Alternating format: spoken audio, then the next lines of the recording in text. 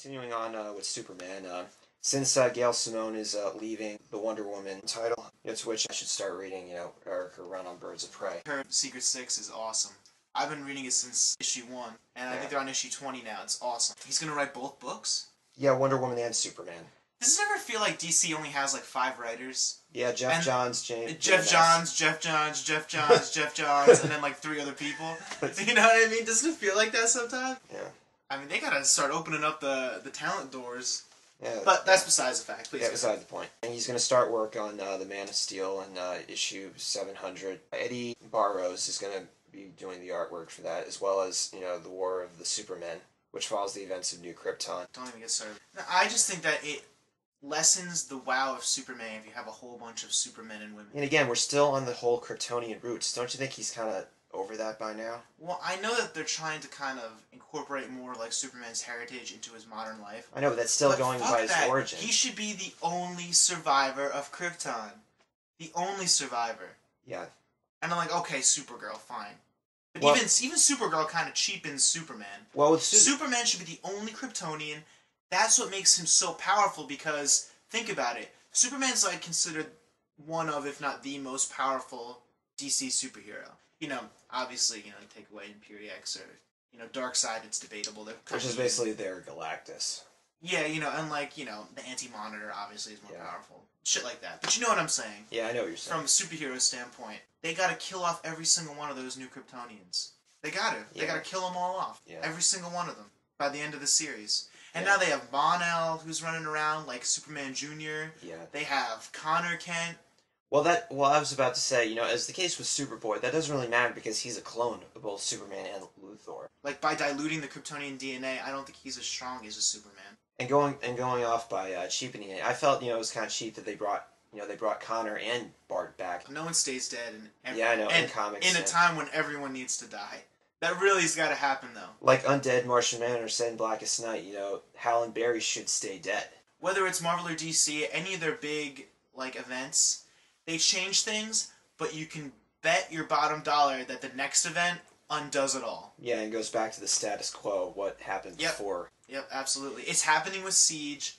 Yeah. It's going to happen with Brightest Day. Yeah. You know what I mean? Like, they change it epically, and then they revert it back. Yeah. There's going to be an Infinite Crisis, there's going to be an Infinity War, there's Final Crisis. You know what I mean? Like, all this stuff.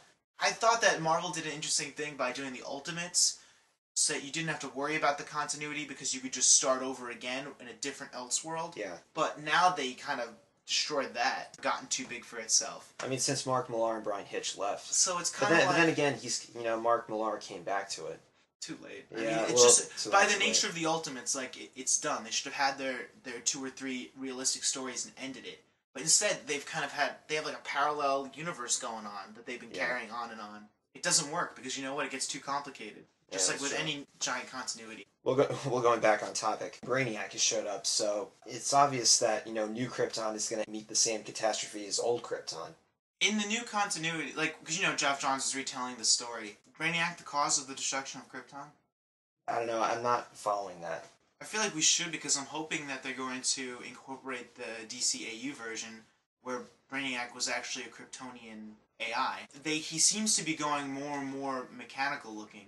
Even, he's using an army of robots anyway, and he's even got like the 3 circle kind of like motif of the animated one.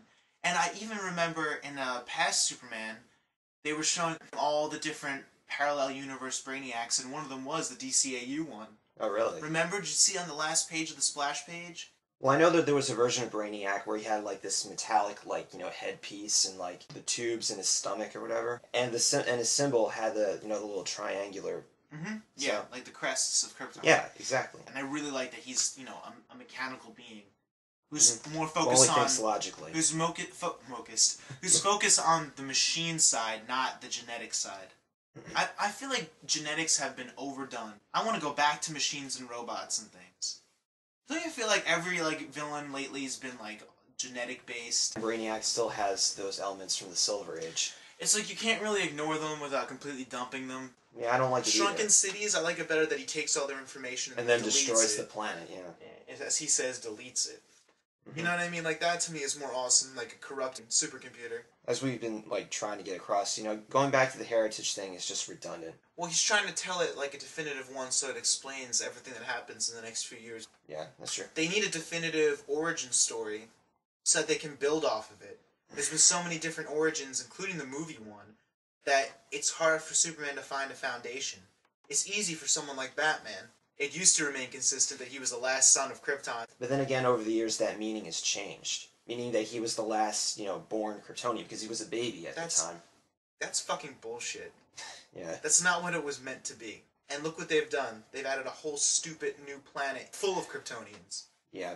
Even though they were from Kandor, but whatever. Well, Kandorians. Then again, that's cross-promoting with Smallville. I know. I don't think that was on accident either. On purpose. Well, so anyway, I'm really just not excited about a lot of... I just want the new Krypton storyline to But end. you know what? Like, I was never really excited for Superman stories.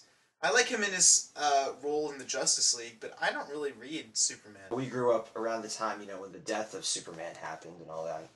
I mean, that was during the John Byrne, Marv Wolfman and Jerry Ordway run, which I'm currently reading right now. And so far, it's good. This storyline where Superman got brainwashed and into thinking that he was Darkseid's son. DCAU reference there. Yeah, it was awesome So, story. Awesome idea. yeah. See, they need more innovative ideas like that. I'm so tired of hearing rehashes of Mongol as a villain before the Black Mercy. Mm-hmm. I mean, they did kind of recently give him his propers when he was trying to take over the Sinestro Corps. Yeah, that's true. But then again, you have the Black Mercy being a member of the Green Lantern Corps, and why? they'll ride anything until it's dead. You know Until what it's I in mean? the Like, grave, they will yeah. just keep riding it until it's gone.